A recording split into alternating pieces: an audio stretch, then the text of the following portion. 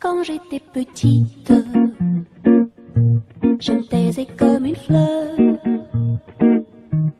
J'adorais les mythes, mais tous ces mots me faisaient peur. J'adore mon poisson rouge, il m'apaise jour et nuit. Hello everybody and welcome to my review, not Doctor Who this time, no, doing a movie review.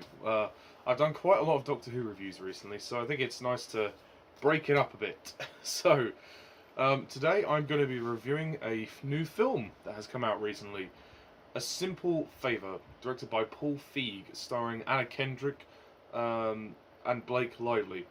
I believe A Simple Favour is based upon a best-selling book, who the author is Darcey, I believe. And basically, the essential story of this film is that it begins with this single mother, Stephanie. She is basically, she's trying to be this overly obsessive mother, volunteering for everything at the school. She has her own video blog show online where she tells people how to do things and whatnot. And then one day, her son befriends the son of another woman named Emily. And one day, Emily strolls through to pick up her son from school, and then the two of them befriend each other, and then she invites her over for a drink. She's this sort of high-class woman who's got this sort of highly paid job. She's very wealthy. She loves a drink, and the two of them bond and become best friends. And then the simple favour that occurs in this film is that the next day, or sometime after, Emily asks Stephanie to pick up her son from school, and then it starts to turn into days and days until Emily disappears, basically goes missing. And from then on, it is basically a mystery in terms of like what's happened to Emily and almost discovering who she is. And Stephanie, becomes obsessed and becomes, set on finding out what happened to Emily, where she's gone, where she's come from, who she is. She also gets entangled with Emily's husband, known as Sean. He's this English guy, this English college professor who teaches English, and she also ends up kind of taking care of Emily's son as well. And we find out more of the truth as the story goes on, but that is the essential premise. Okay, so A Simple Favour. To be honest, when the trailer came out, I didn't know what to make of it. I thought it was pretty intriguing. I thought, oh, okay, this seems like a cool film, and it was overall. I was pretty surprised by this film. I thought it was pretty good. I thought the story was quite a surprise. I didn't expect some of the twists and turns and some of the reveals to happen in the way they did. I won't spoil it in case you want to see the movie.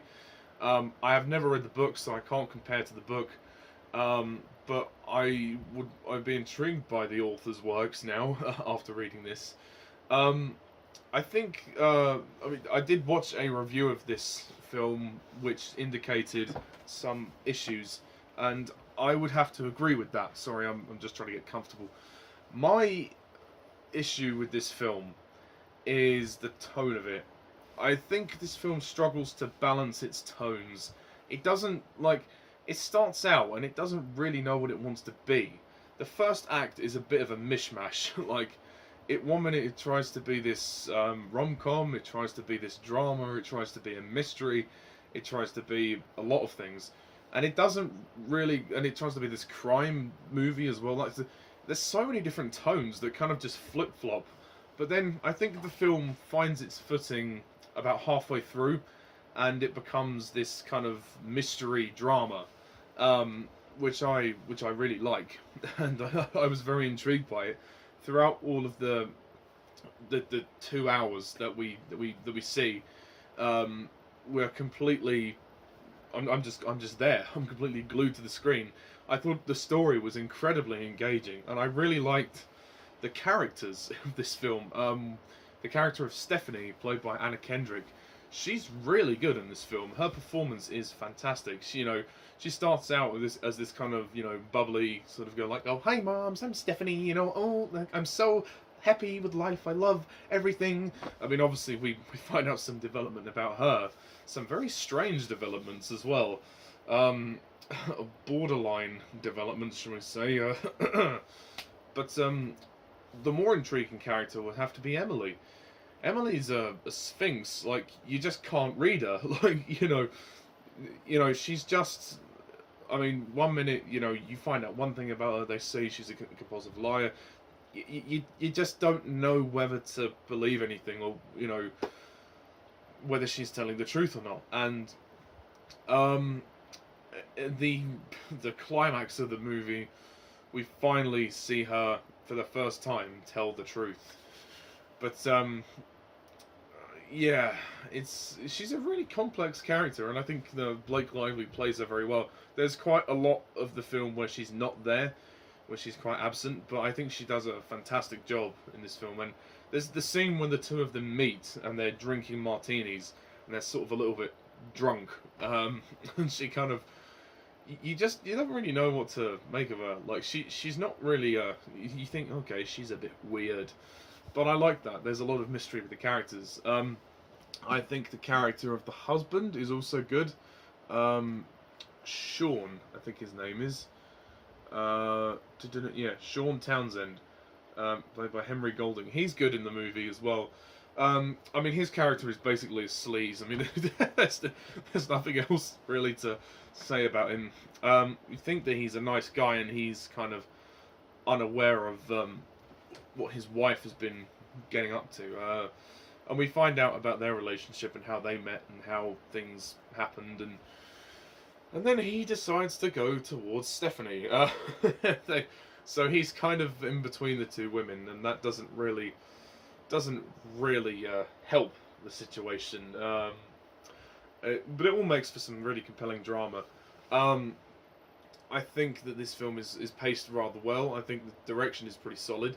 I would probably watch it again, actually. I think it would be a very entertaining film to watch again, especially if somebody hadn't seen it.